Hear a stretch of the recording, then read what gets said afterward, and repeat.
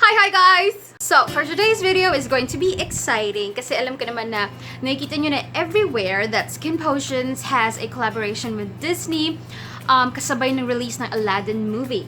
And we have here the infamous SkinPotions exclusive collection with Disney. And of course, ang bida is si Princess Jasmine. So for today, I'm going to try on the products plus gagawa tayo ng wear test and titingnan natin if it's long-lasting at higit sa lahat, titingnan natin if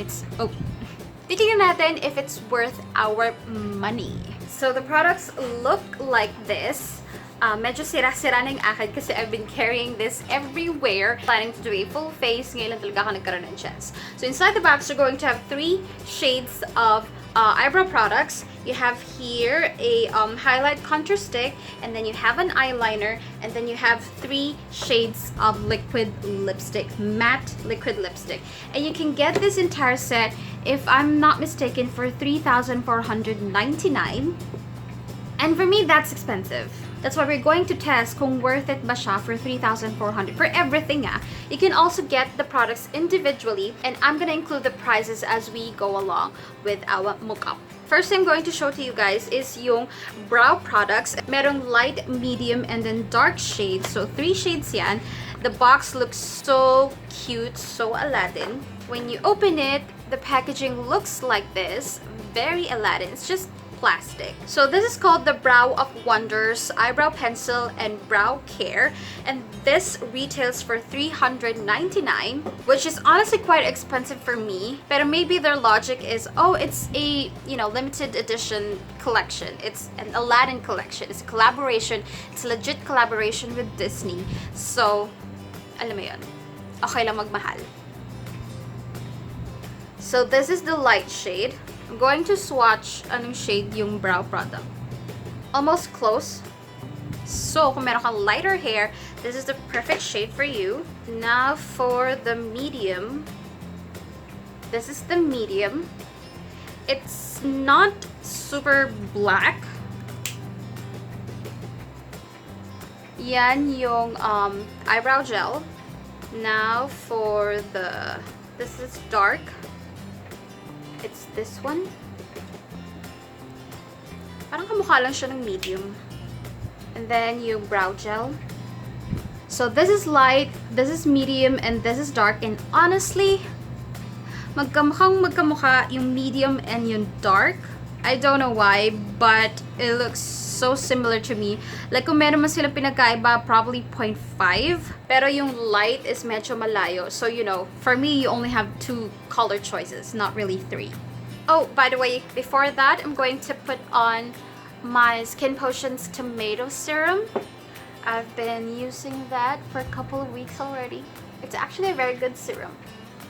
Para habang ina-absorb siya ng skin ko, ginagawa ko na yung brows ko.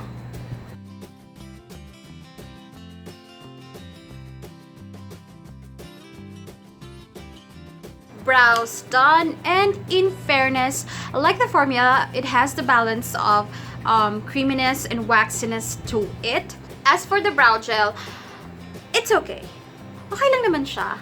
Meron siyang very, very slight tint to it. So, this combo is, I like. But for the price, hindi ko sure. For $399, medyo naman mahalan ako sa kanya. For $399 na. Kasi that's like $400.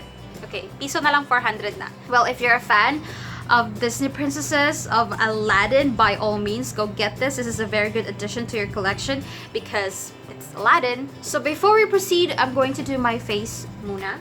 And for that, I'm going to use my Super Face cushion. So next product we're going to try on in this is the Two Wishes, which is a 2-in-1 highlighter contour stick. I think it only has 1 shade and it looks like this. Andito yung contour and andito yung highlight. And my smudge kasi I already swatched it when I got it. So I'm gonna swatch it again. So meron siyang creamy consistency. So this is the contour. Over here is the highlight. It's not a blinding highlight. There's something, pero hindi siya yung parang, typical highlight. It looks more like a brightener more than a highlight for me. By the way, this retails for $449 or 450 pesos.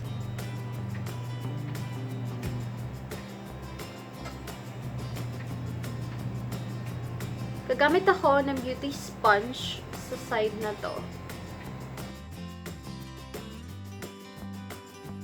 But on this side, I'm going to try to use a brush. In fairness, parehas naman siya nagwo-work. So it's good that you can use it with either a brush or a sponge.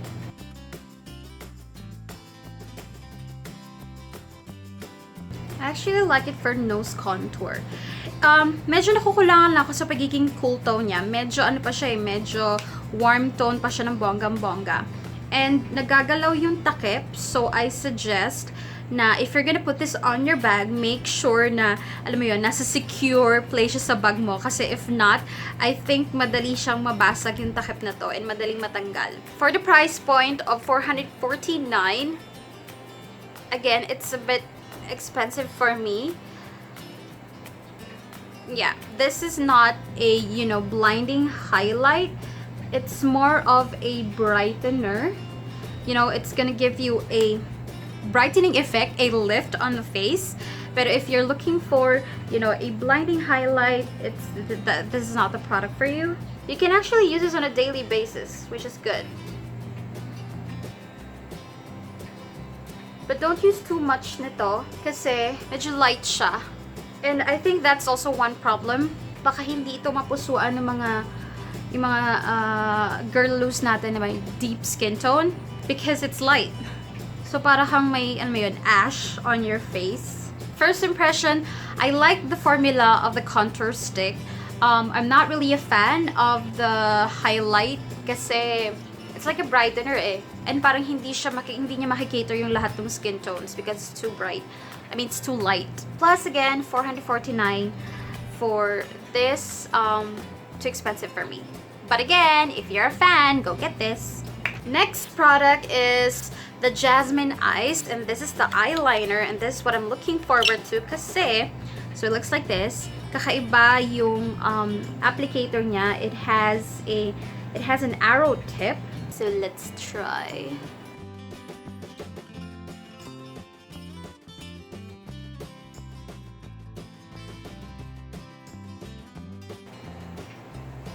This retails for $399, also 400 pesos.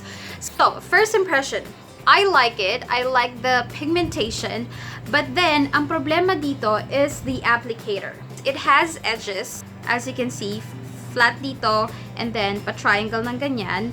If beginner ka sa eyeliner, mahihirapan kang gamitin to.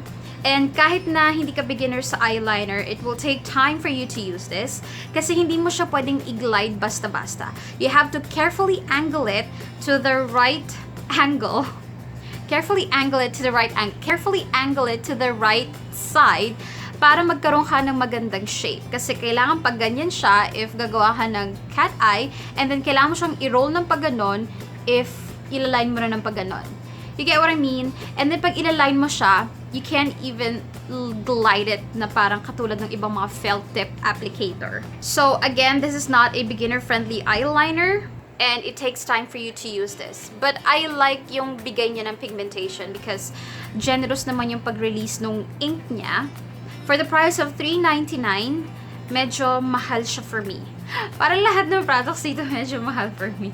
So, I hope to God sa wear test, after the wear test, alam mo yun, magbago yung isip ko at masabi kong worth it siya for the price. Now to my favorite part, which is the lippies. And again, very, very cute packaging. This is the whole new matte liquid lipstick. And when you open it, it looks like a bullet type MAC lipstick. But the truth is, it's like this. Ayan, meron siyang doe foot applicator. So unahin ko, I'm gonna swatch this from light and then we're gonna go to the darkest. This retails for also $309. SkinPotions. What the heck is this? This is the shade Spirited. Anyway, meron namang natira dito sa gilid-gilid, so yun na lang ang gagamitin ko. I'm so sad, honestly. I'm so sad. But the show must go on.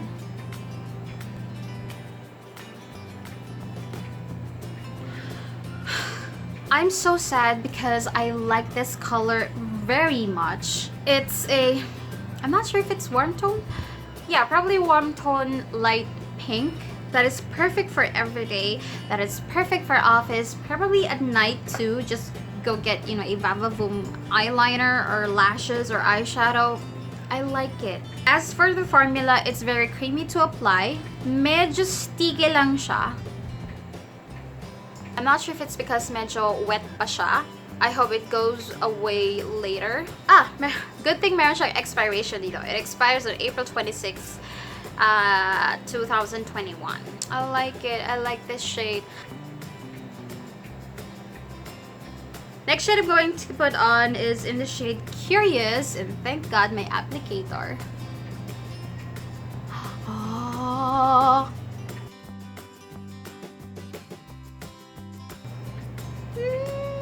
I love this shade as well.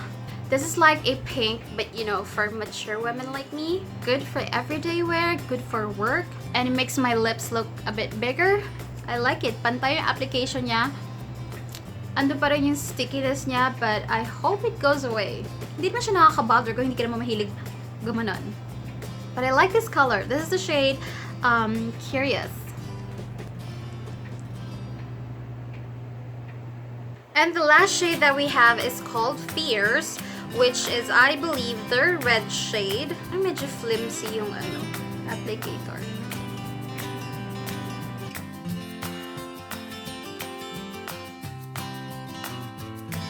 And this is Fierce, and this is a fierce red color. Pero, you know what? Napansin ko, parang iba yung formula nito compared dun sa unang dalawa. Yung unang dalawa, they are very creamy. Eto, mas sticky siya. And then, parang siyang merong gel-like consistency. Tint gel. Parang ganon. Hindi siya yung full cream na formula. It has a pink undertone to it. Na pag light mo lang in-apply to, para lang siyang vibrant na pink color. Pero pag kinapalan mo, it's gonna look red. So this is the shade that I'm gonna wear for the rest of the day. So this is my face for the entire day. I hope to God, I really hope to God, magbago yung isip ko later. Because so far, they are okay for me. A bit expensive actually. So I hope to God they are very long-lasting and worth it ng mga prices nila.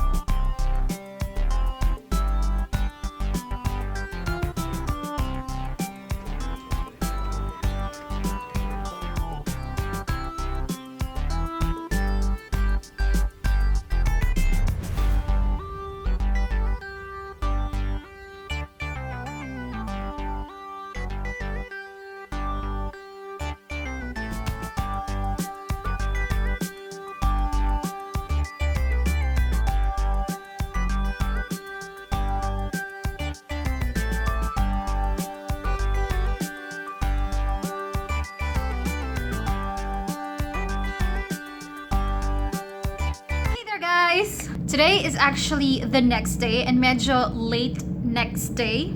I think it's already 4 p.m. And ngayon na talaga ako nagkaroon ng time to continue. So unahin natin yung eyebrow pencil and brow cara. Honestly, gusto ko yung formula niya and it's long-lasting. Kaso, medyo expensive pa rin siya for me for $399. Gaya ng sinabi ko kahapon, parang siguro it's worth it if you're a fan of Aladdin or Disney, mga ganyan. And gusto mo talaga magkaroon ng, alam mo yun, Disney Aladdin collection. Go for this.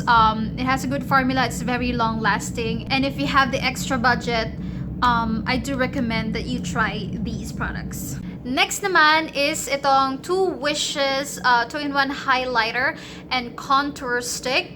It's also another product na long-lasting. Kaya lang, for the price na $499, Is it $4.50? $4.99. Anyway, para sa price point niya, parang hindi ako nasusulitan sa kanya kasi I like the contour area, but I think the highlight part is pretty useless.